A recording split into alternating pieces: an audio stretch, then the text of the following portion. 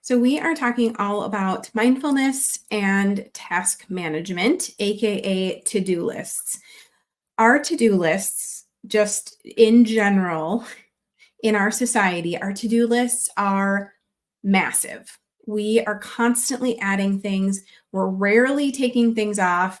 We're just going through the motions and hoping we come out at the end of the day with something being accomplished, right? We get to the end of the day, we feel like we didn't do enough. There were 16 things that never got touched. How am I going to finish this? And I have to do this all again tomorrow, right? Like we just get to that point where it seems so unmanageable. We look at it, we don't know where to start. We freeze and procrastinate because we just can't even figure out where to begin. And that is where mindfulness comes in. Mindfulness helps us be more productive. It helps us reduce the stress that comes with looking at a to-do list and figuring out what is the most important thing to work on. And it really helps us, gives us space to take better care of ourselves. So often our to-do lists, and I'm sure you've heard this before, our to-do lists often don't include us. They don't include anything for ourselves. It's work, it's family, it's chores, it's appointments, it's you name it, but rarely do we include ourselves in this to-do list world. Now, if you have listened to me before, you know that I am a to-do list person. I have my calendar, I have my planner, I am a list person. What we need to work on, and what I have worked on, and what I've worked on with my clients, is to make that list serve you, to make that list manageable so you're not increasing stress, to make that list something that you enjoy, right? Like we're not going to enjoy everything. Don't get me wrong. We're not going to love laundry, right? But, and those of you that do, that's great. But what we can do is lay out our list in a way that's manageable and that we can find joy throughout the day versus plugging away from sun up till sundown or later, right? Burning the candle at both ends, plugging away at this and still feeling like it's not enough.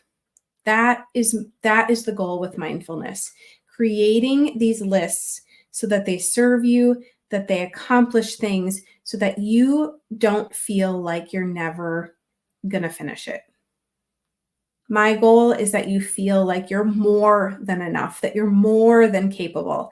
And so when I talk about these things, it is with that mindset that yes, we don't need to live by a to-do list, but a to-do list helps us prioritize and helps us navigate so that when we're feeling really stressed out, when life happens and we're overwhelmed by something, that we feel like we can handle it. So some things that task management, that being mindful with our to-do lists can do for us is help us increase our productivity. So I mentioned that often we get to the end of the day and we feel like we've failed. We feel like we just can't ever get it all done. When we prioritize, when we break projects, goals, tasks down into pieces that we can accomplish, we feel better. So when you have a big goal or a big project, kind of that idea of like the whole staircase or one step.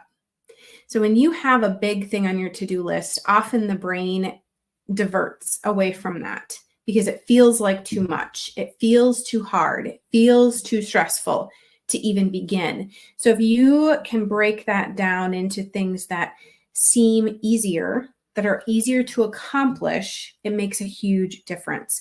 So practicing mindfulness allows us to be more efficient. It allows us to make better decisions because we know what we're going to be working on. We know what our priorities are. We are present and aware of the tasks that we need to be doing or that we set forth to do, right? How many times have you gotten into something and then been distracted and forgotten the thing you came to do? That happens a lot, right? Um, so it helps us reduce that likelihood of procrastination, or that um, stress response where you're in the fight, flight, or freeze, because we know we've already stated these are the things that we're going to do. It allows us to be more organized. So again, when you have a big project, sometimes if you're not breaking it down, it's easy to lose pieces along the way. You miss steps that need to happen. And so if you take and break it apart into those chunks, you're more likely to get through them and not miss anything.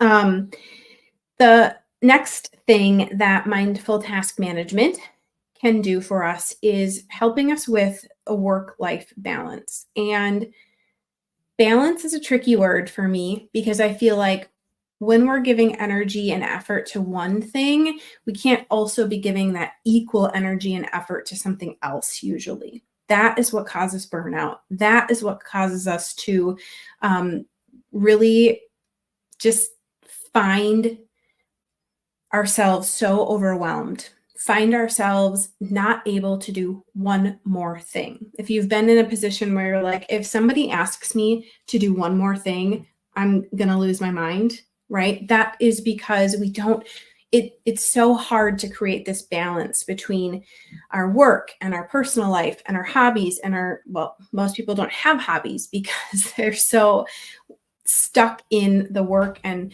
chores and household and all of these things, that we just really lose track of being able to give to our families, give to ourselves, give to our work in a meaningful way. So creating some separation, being able to say, these are my working times, these are my family times, or my time, my well-being time, right? Like having those things so that you're on your to-do list, that you are an important part, that you are not giving more to your work than you've signed up for, right? How many people have done that, where you're working way more than you agreed to? Having those boundaries. So practicing mindful task management, because, as I mentioned, the productivity, we're more productive when we are working. We're more focused, we're more organized. We have those tasks set forth that we need to be doing during the work time, allowing ourselves to not get distracted by stuff. Finding that space and that time for leisure, for relaxing, for whatever it is you enjoy doing, right? There are so many things. There's so many things. The next thing that I wanted to touch on when it comes to mindfulness in organizing our to-do lists, in prioritizing our to-do lists, is improved relationships. And so when we are stressed, our interactions with others sometimes don't go so great. When we are overwhelmed, we sometimes get resentful. We sometimes get angry. We sometimes feel like we are just can't take another thing thrown at us, right? So when we're mindful of this, when we're building this awareness, we're also able to improve our relationships, because we can communicate better. We can create an environment of understanding with each other. This is what I'm doing today. Okay, this is what I'm doing today. All right. Are we going to meet for lunch? What's the dinner plan?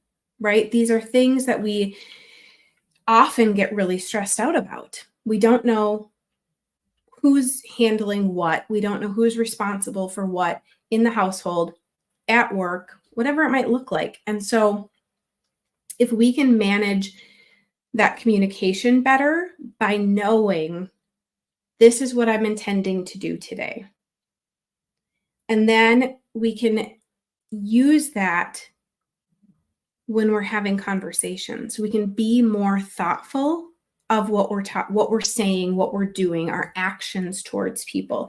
If we know that someone in our life, whether it's a partner, a coworker, if we know that they have a lot on their plate that day, we can be more mindful if we find ourselves with a few minutes. Is there something I can help you with?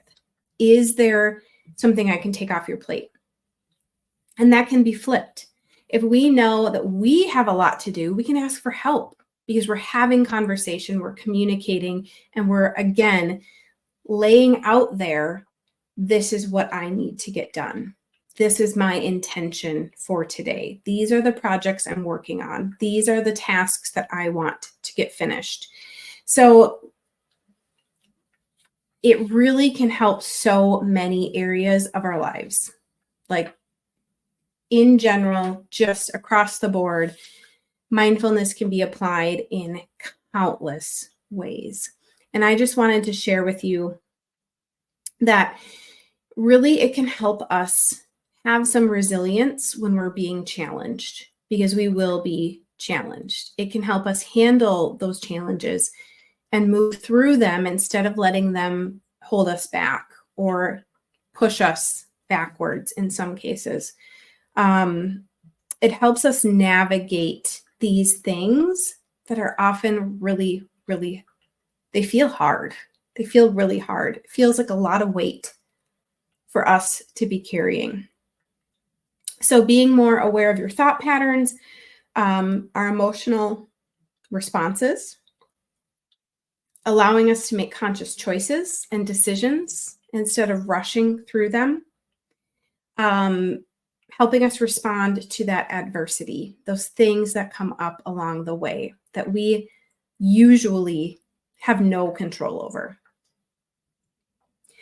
So all of this boils down to your well-being.